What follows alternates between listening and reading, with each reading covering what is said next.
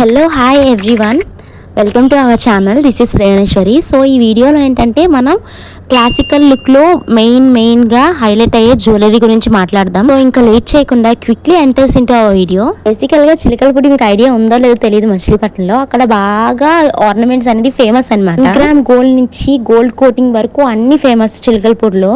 Like నాకు 1 వీక్లో నాకు పర్ఫార్మెన్స్ ఉందనగా నేను చిలకలపూడి వెళ్ళాను అనమాట.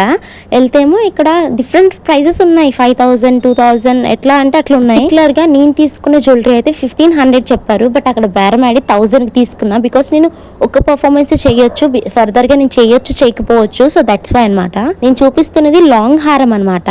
ఇది సింపుల్గా ఒక హారం వేసుకొని అయినా చేయొచ్చు, లేదంటే దీనికి మళ్ళీ సెట్ అయ్యేది ఒక చోకర్ లాగా, అంటే ఒక ఇంకో సెట్ లా ఉంటుంది షార్ట్ హారం. మనకి పూసలు వచ్చింది కాబట్టి ఒక క్లాసికల్ లుక్ కి పర్ఫెక్ట్ గా సెట్ అవుతుంది. ఇది అయితే మనం ఒకసారి పేరప్ చేద్దాం. దీంతో పాటు ఒక చిన్నది ఇచ్చారని చెప్పారు కదా, ఇది ఎట్లా అంటే పాపిడి లాగా స్టైల్ చేసుకోవచ్చు, అట్లా చేసుకోవచ్చు అని చెప్పి జస్ట్ ట్రైల్ చేశాను అంతేని.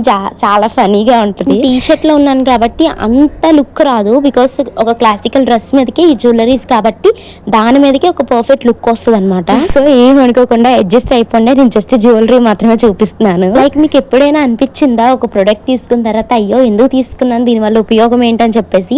కానీ నాకు మాత్రం ఈ జ్యువెలరీ విషయంలో అనిపించింది అనమాట. పర్ఫార్మెన్స్ కోసం తీసుకున్నాను, ఇప్పుడు ఏం చేయాలి అని అనిపించింది. సో ఈ రెండింటిని సెట్ చేస్తే ఇలా ఉంటది అనమాట. ఒక్క లాంగ్ హారం కూడా వేసుకోవచ్చు, లేదంటే షార్ట్ హారం కూడా మనం వేసుకోవచ్చు. Next going to ear rings.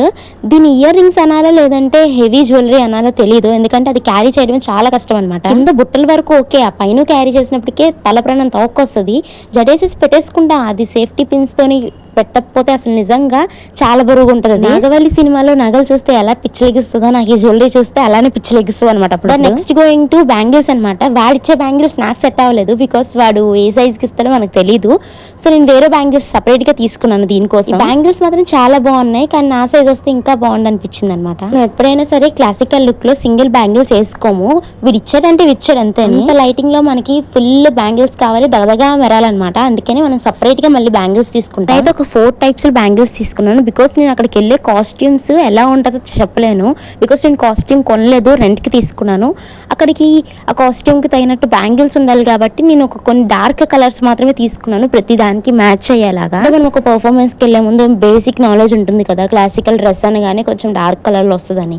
Maximum green, pink, yellow or like brownish లాగా వస్తుంది కదా, సో అట్లాంటి దాంట్లో నేను కూడా తీసుకున్నాను. మనం ఈ బ్యాంగిల్స్ ఫర్దర్గా శారీస్ కట్టుకున్నప్పుడు లేదంటే ట్రెడిషనల్ లుక్ లో రెడీ అయినప్పుడు కూడా మనకు పనికి వస్తాయి అనమాట. సో అందుకనే ఇట్లాంటి కలర్స్ నేను చూస్ చేసుకున్నా. ఆ కాస్ట్యూమ్ కి నేను 2 టైమ్స్ పర్ఫార్మెన్స్ చేస్తే 2 టైమ్స్ కూడా నాకు మెరూన్ కలర్ వచ్చింది అనమాట. ఆ పర్ఫార్మెన్స్ కి నేను మెరూన్ అండ్ గ్రీన్ యాడ్ చేశాను, 2 మిక్స్ చేసి వేసుకున్నాను. చాలా లుక్ వచ్చింది అది మాత్రం. ఇక్కడ ఏంటంటే మెరూన్ మన డ్రెస్ కి మ్యాచ్ అవుతుంది. ఆ స్టోన్స్ ఉన్నాయి కదా గ్రీన్ పైన, అది మాత్రం లైటింగ్ కి చాలా బాగా మెరుస్తుంది అనమాట.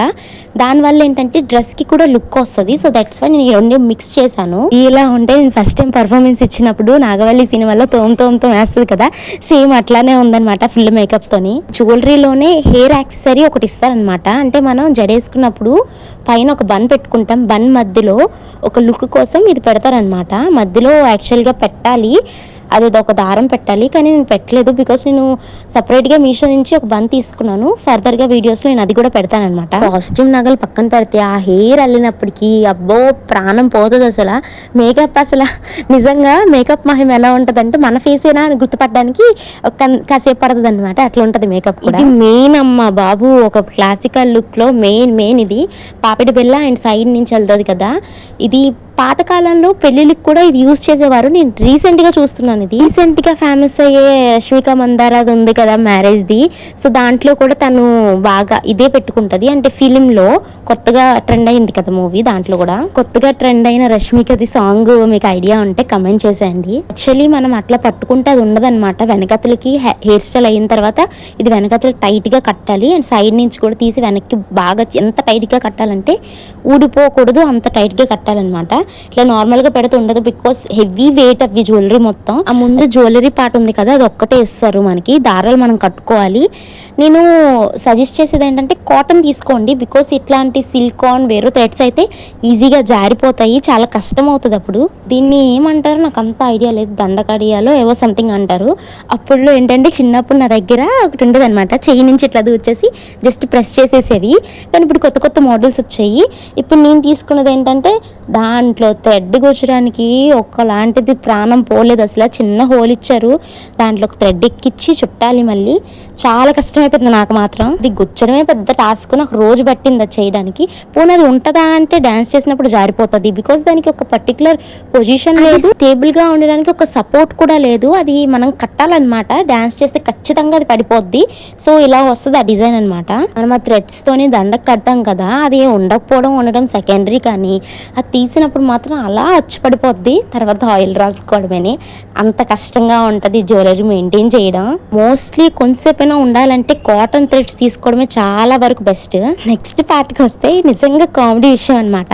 నాకు జ్యువెలరీ ఇచ్చిన తర్వాత నేను చూసుకున్నాను, ఇదేంటి రెండు డిఫరెంట్గా ఉంది, వాడు నాకు మోసం చేశాడా, ఇదేంటి సేమ్గా లేదు, సర్లే ఏదో ఒకటి కవర్ చేయొచ్చు అని అనుకున్నాను.